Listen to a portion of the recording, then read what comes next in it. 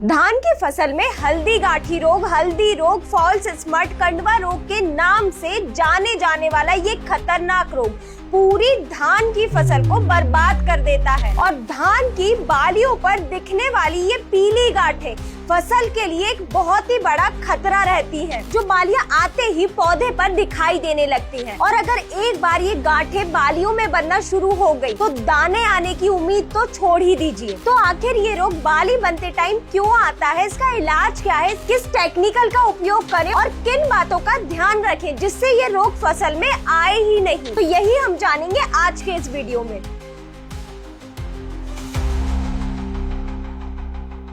नमस्कार किसान भाइयों, स्वागत है आपका कात्यायनी ऑर्गेनिक्स के यूट्यूब चैनल में। तो वीडियो को शुरू करते हुए जानते हैं कि आखिर ये रोग क्यों आता है। धान की फसल में हल्दी गांठी रोग आने के कई कारण होता है, जैसे कि पहला, फफूंद का संक्रमण। इस रोग का प्रमुख कारण है फफूंद, और जब धान में बालियां निकल रही होती है तब ये फफूंद हवा के जरिए उनके अंदर पहुँच जाती है और दाने को संक्रमित कर देती है। वहीं दूसरा कारण है मौसम और जलवायु। ये रोग खासकर तब फैलता है जब मौसम में अत्यधिक नमी या फिर तापमान 25 से 30 डिग्री सेल्सियस के आसपास होता है। जैसे कि अभी के टाइम पर ये बारिश वाला मौसम बने रहना और बादलों का छाया रहना इस रोग को सीधे बुलावा देता है। और धान में बालियां निकलते टाइम इस प्रकार के मौसम का होना इस रोग के आने की संभावना को और भी ज्यादा बढ़ा देता है। और साथ ही यूरिया का ज्यादा उपयोग करना भी इस रोग के आने का एक कारण बनता है। और ये रोग धान की फसल को कई तरह से नुकसान पहुंचाता है। पहले तो इस रोग के आते ही उपज में भारी गिरावट देखने को मिलती है, क्योंकि ये फफूंद बालियों के अंदर दाने की जगह ले लेता है,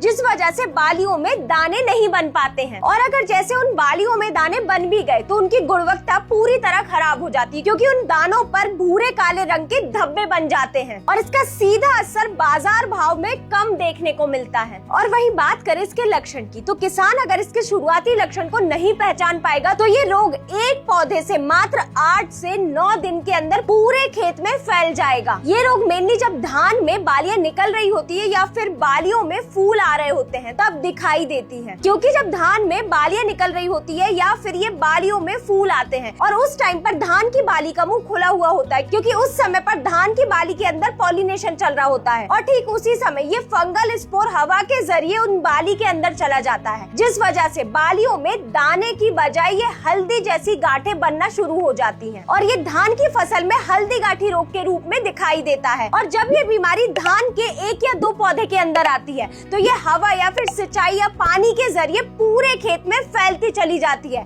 और इसे कंट्रोल करना बहुत ही मुश्किल हो जाता है। और इस रोग के लक्षण आपको साफ तौर पर बालियों के ऊपर दाने की बजाय हल्की नारंगी या फिर पीली गांठें के रूप में दिखाई देती हैं। अगर इस गवोट अवस्था या फिर बालियां बनने की अवस्था पे इस रोग को कंट्रोल नहीं किया गया तो पैदावार में भारी गिरावट होना तो बिल्कुल तय है। तो अब सबसे मेन बात करते हैं उस दवाई की जो ये हल्दी गांठी रोग को बहुत ही प्रभावी रूप से कंट्रोल करे। लेकिन उससे पहले किसान भाइयों, हम हर दिन हर फसल से जुड़ी महत्वपूर्ण जानकारी आपके लिए लाते रहते हैं, चाहे वो फसल में आने वाले कीट हो, रोग हो या फिर फसल में दी जाने वाली खाद या टॉनिक।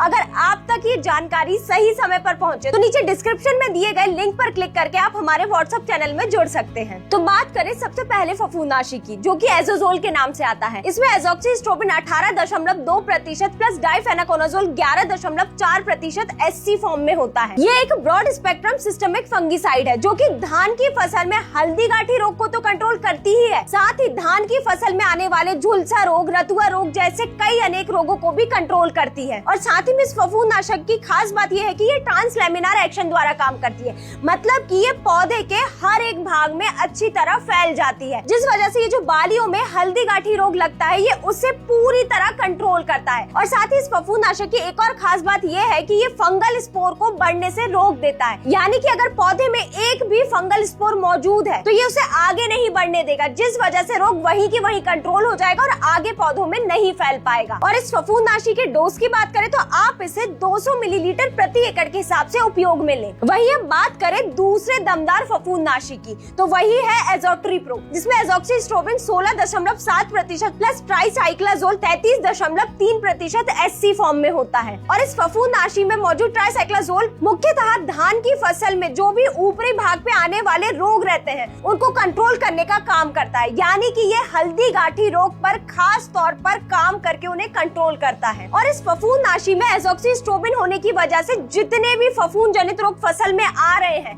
वो पूरी तरह कंट्रोल होंगे एज़ोक्सिस्ट्रोबिन के ट्रांसलेमिनार एक्शन की वजह से। और ये दोनों टेक्निकल मिलके फसल में प्रोटेक्टिव, क्यूरेटिव और इरेडिकेटिव तीनों फॉर्म में काम करते हैं, यानी कि अगर फसल में रोग आने का खतरा है तो ये उसे आने से पहले ही रोक देंगे, और अगर जैसे रोग आ चुका है तो ये उसे कंट्रोल करेगा। और अगर आपकी फसल में गंभीर रोग का भी अटैक हो चुका है तो ये तुरंत में ही उनको कंट्रोल करेगा। और आपको इसे 200 मिलीलीटर प्रति एकड़ के हिसाब से उपयोग में लेना है। तो किसान भाइयों, ये थी जानकारी धान में बाली बनते समय आने वाले खतरनाक रोग यानी कि हल्दी गांठी रोग को कंट्रोल करने की। तो अगर आपको ये जानकारी पसंद आई हो तो वीडियो को लाइक करें और चैनल को सब्सक्राइब करना ना भूलें। धन्यवाद।